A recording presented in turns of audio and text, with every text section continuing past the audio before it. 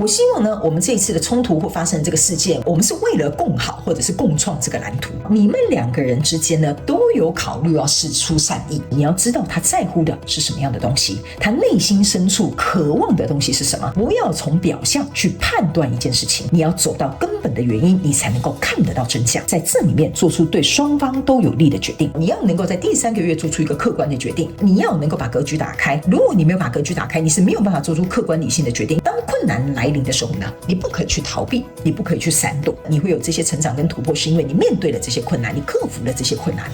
Hello， 金牛座的朋友们，大家好，我是 Jane。今天这个影片呢是要给金牛座的朋友们的正能量运势牌卡解读哦。那我们的正能量运势牌卡解读没有任何时间上面的限制，所以如果你刚好不是在我们首播的时候看到这一则影片的话呢，我会建议你以当下的季节为主，或者是前后推敲3个月的时间，通通都可以哈。影片下方资讯栏有详细的影片使用说明。那当然呢，我也相信什么时候看见就是最适合你的时间点，所以你也可以不需要拘泥时间去享受看到讯息当下呢他们要给你带来的提醒跟协助就可以了。好，那我们今天呢一样呢会在开场同时跟大家说明有关于既能量运势牌卡解读的整体架构跟流程呢。我们既能量运势牌卡解读有分为上下半场，那上半场的部分就是你看到我现在目前正在洗牌的这个地方 OK 哈，我们会跟大家呢稍微先来分析一下在各个月份的能量场的一些简单的轮廓，然后接着呢会跟大家分析有关于在本季你在哪些状况可能会感到内耗，以及呢在本季你会拥有哪些对不起，我是要撞到这个摄影机 OK 哈，以及呢在本季呢你可能会拥有什么样的潜力，或者是会获得什么样的契机。那紧接着我们就会进入到下半场的延伸牌卡解读。那在下半场的延伸牌卡解读呢，我们会分为5个大面向来跟大家来跟大家详细进行一个剖析，还有一个说明哈。我们会首先用这个宇宙验证牌卡来验证在上半场我要告诉你的这些所有的讯息的能量场细节、症结点或关键事件 OK 我们都会详细的做一个解说。然后呢接下来我们会在第2个大面向呢，我们会来看看在各个月份跟本季的过程当中你需要提升哪些认知还有哪些思维。那第3个部分呢，我们看看各个月份的卡关的课题有哪些哈，那我们来找出这个解决的互相对应的这个方案。那第4个部分呢，我们会来看看各个月份你会有哪些需要突破成长的地方。最后我们就会进入到大家最喜欢的天使跟宇宙传讯的部分，会透过传讯者我来听看看天使跟宇宙有什么样的讯息，希望透过我用口说表达的方式来传递给你 OK 哈。好，那呢以上呢就是稍微跟大家说明一下整体的架构，接着呢跟新的朋友们说明一下哈，如果你是新来的观众朋友们，等一下我在解牌的过程当中呢，我会讲第1个月跟第2个月还有第3个月。那这并不代表哈是今年的1、2、3月份，这是代表在整个季度本季度的过程当中的首月、次月跟末月 OK 哈。那呢像有一些朋友都会有给我不错的反馈，你们在看这个既能量运势牌卡解读的时候呢，有些时候刚好能量没有走到这里，可能过1、2个月时间跟这些事件开始推动的时候，你就会发现比较能够更加明白我在跟你讲这其中的这些含义，所以会建议你把这个既能量运势牌卡解读这个存取下来哈，就是说在那个我记得好像在那个 YouTube 右下角有一个可以储存这个影片哈，大家呢可以边标记这个影片，然后呢到时候我再回来看，我觉得一定会对你有帮助的。OK 好，那以上这个报告完毕哈，也跟大家分享一下实用的这个小撇步哈，我们就准备进入到你的这一次的既能量运势牌卡解读的这个过程了哈。那请这个金牛座朋友们给我一点时间，让我去感受你的能量场上面的呈现跟细节哦，好，请稍后哦。Hello， 大家好，我是 Jane， 非常欢迎大家来到我的频道收看我的影片。为了提供给大家更多丰富精彩的内容，在今年我成立了思维手术室社群，想要邀请你一起来灵活运用妈妈生给我们的大脑。那在社群里，我将会带领大家一起练习思维改写，并且提升自我认知，让你在面对生活当中的挑战有更强大的底气以及过人的应变能力。只要点击影片下方的资讯栏，就会看到思维手术室的社群连结以及入群步骤的说明影片。那接下来就让我们一起来看今天精彩的影片内容吧。OK 好，我个人会感觉哈，金牛座的朋友们在这个季度的过程当中呢，我感觉哈，你有一点像是被推上战场哈，或本来呢，这个就是属于你的领域，或者是你的掌控，不是掌控啊，就是说你要去负责的地方哈。所以呢，我感觉在这一季的过程当中，会有很多行动上面的。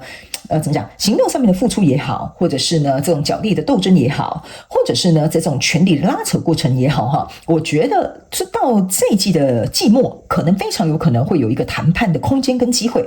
但是我必须要跟你讲哈，这个结果哈不会在季末的时候出现，因为在季末的时候比较有点像是说，好，我们休战或我们休兵，我们来聊聊，看看这个条件要怎么谈 ，OK？ 所以呢，我稍微先跟你讲一个概述，我现在呢就拿你的牌卡起来跟你解释哈，可能比较快一点点哈。好，来，首先呢，先跟新来的朋友们讲哈，如果你要来到我的频道看我的影片，你必须要跟我一起灵活运用妈妈生给我们的大脑，意思就是说，等一下我在讲解这个牌卡的过程当中，请你自行灵活运用，套用在你想要对应的交手相关状况、人数、事件、梦想或目标，或者是你的关系、投资项目都可以，角色可以互换啊，以免这个时间跟性别没有限制。首先呢，你在本季的这个首月的时候哈，你可以先看到你抽到这个宝剑骑士，然后还有这个女祭司跟这个Hierophant 哈。其实说实在的哈，当这两尊神哈就是一人坐一边的时候，我就觉得大事有点不太妙哈。我先稍微跟你形容一下哈，这两个人呢，他们有一点像是比较一个极端的一个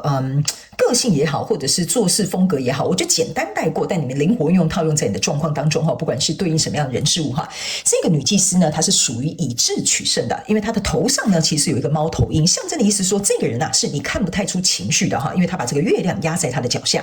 但这个 Hierophant 呢，她是看起来比较威武的，她是阳性能量比较强的，再加上她头上戴着一个皇冠哈，下面有两个人必须要听命于她。最重要的是呢，在她的脚下她是压两根钥匙，这两根钥匙的意思就是说哈，这个人呢虽然讲话大声归大声哈，或者是爱颐指气使哈，可是他是有两把刷子的，意思就是说事情轮到他身上哈，他虽然这个人可能讲话有点夸大，或者是没礼貌，或者是有点直接，都随便看你要怎么样去讲他，但是他这个人不得不说，他就是有点本事，他就是有点实力，他最重要的是他还带两个小弟哈，所以呢，我必须要跟你讲哈，这个呢，在第一个月份你在交手的这一个人事物呢，你如果要出兵跟他打仗，意思就是说你要跟他争夺，比如说这个案子要我做，或者是你们要在老板面前去，比如说看看争夺一下谁是老板的心腹哈。我个人会感觉呢，这个人你是不可以跟他硬碰硬的，就是说你如果要跟他谈条件呢，不是属于那种硬碰硬就可以谈下条件的，而是说呢，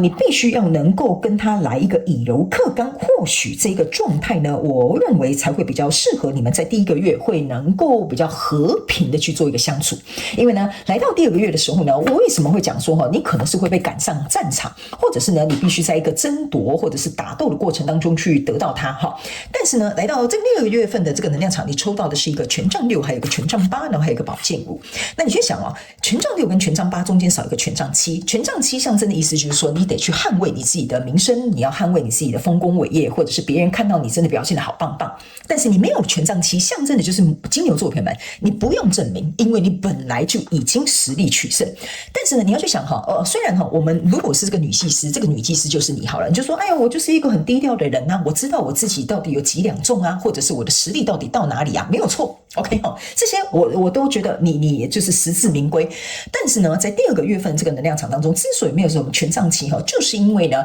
你不需要去证明，大家也都会知道你的实力，大家也都觉得说，这个案子如果由金牛座的朋友们来做，其实也是可以。可是呢，你看这边呢是有一个人要把这个桂冠戴在这个士兵的头上，后面呢是5支权杖，这边是有一个权杖，所以象征的意思就是说，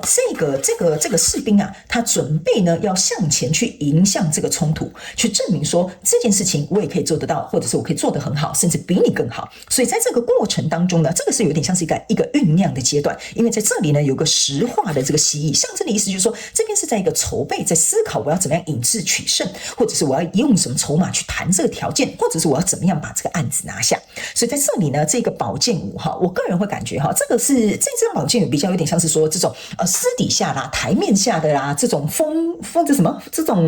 这种风声啊，或者是比如说有一些暗潮汹涌的这种，比如说办公室政治啊，我现在就是用公司的这个工作做一个简单的举例已经呢在台面下可能已经波涛汹涌了 ，OK 所以你可以去想象一下假设我就把这个举例变成是一个工作，就是你在跟这个同事有点像是明争暗斗 ，OK 那你也是想要把这个东西一举拿下，但这里呢，我觉得你有点像是，我觉得这个比较像金牛座，有点像是我不急不徐我就也不慌慌张张我就是从从容容的把这个我的皇冠戴上，我已经准备好了，我要出征了，你再等我一下。OK 但是呢，这边呢，其实应该是在第2个月份的时候呢，应该会有一些风声，或者是有一些状况，应该是会出现的。为什么呢？因为来到第3个月份的时候呢，你注意看你这边抽到是一个恋人牌卡，跟一个钱币国王，还有一个权杖5这就像我刚刚跟你讲的，在第3个月你们是有机会可以谈判的，有机会可以谈条件，或者是有一个沟通的这个桥梁的为什么呢？因为我总觉得这一张宝剑五加上这一个宝剑骑士其实我觉得这个有点像是旁边有一些吃瓜的人或者是有一些就是你们各自站在各自我这样讲你们可能都有各自的支持者所以有一点比较像是他们在兴风作浪。OK， 所以这个宝剑五加这个宝剑骑士象征的是宝剑六，其实它就预言了在这个第3个月的时候呢，这件事情它是有一个着落的。就比如说你们2个人都是王，对吧？你们2个人可能是各自部门的这个组长，对吧？那现在你们可能各自的组员就是在共同经营这个案子的时候，可能就是他攻击你的组员，攻击他的组员，他的组员攻击你，对不对？那终究要大人出来谈这件事情，解决这件事情嘛，对不对 ？OK 那这里呢，这2张牌卡就会让我有一种感觉，就是你也在思考我要怎么样跟对方谈，我要怎么样去就是安抚我自己的队员，或者是我也要怎么样去说服对方的这个组员。OK， 所以来到第3个月的时候，这个权杖五就在这边出现了。这个权杖五其实就是在后面这个权杖五，这就是为什么我会跟你讲你自己本身有兵马，他自己本身也带小弟。OK， 所以那个权杖五加权杖五象征的其实是权杖10。OK 然后你之所以为什么自己单独拿着一个权杖，就是象征的意思就是说你要去能够让这个有一个混乱的一个局面让它来到的一个比较有方向感或方向性的一个走向，所以你才会骑上那匹马，你要去出征，你要去跟对方谈一些条件，或者是去跟他沟通。那这边呢有一个这个钱币国王跟这个圣杯2这其实象征的就是你看这2个人就是你看我，我看你其实也就是像这样子你看我，我看你没错 OK 只是说以前我们都是看着前面我们都是无视于对方，但现在我们必须要两两相觑，我们要来商量一下啦 OK 所以呢在这样的状况当中呢，我个人会感觉你在交手的这一个人事物呢，来到第3个月的时候呢，你们会去衡量一下这个钱币国王代表的是说，你们去思考一下，你能够拿出什么条件，然后我能够做到什么，你不能够做到什么，我能够给你什么，你能够给予我什么 OK 所以我觉得这边是有一些金牛座的朋友们，你会付出一些行动去让他知道说，这件事情我有想要处理，那你要不要跟我谈谈。来到第3个月，我个人会感觉他是会有一个可以谈的契机在里面。OK 好，那我先给你一个这个就是有关于这一季的一个轮廓。那等一下我们在下半场的延伸牌卡解读的时候，我们再用宇宙验证牌卡来详细的剖析可能会发生的事件跟关键点，还有一些细节，好吧？大家不要担心 OK。好，那接下来呢，我们先来看看在本季呢，我们金牛座的朋友们在哪些状况会有感到内耗来，这张牌卡呢叫做 Flower Power OK 这个是生日，然后这个是新的 career 叫什么？新的职涯、新的工作都可以OK 好，来这3张牌卡呢，我感觉在这一季为什么你会在这3个地方感到内耗呢？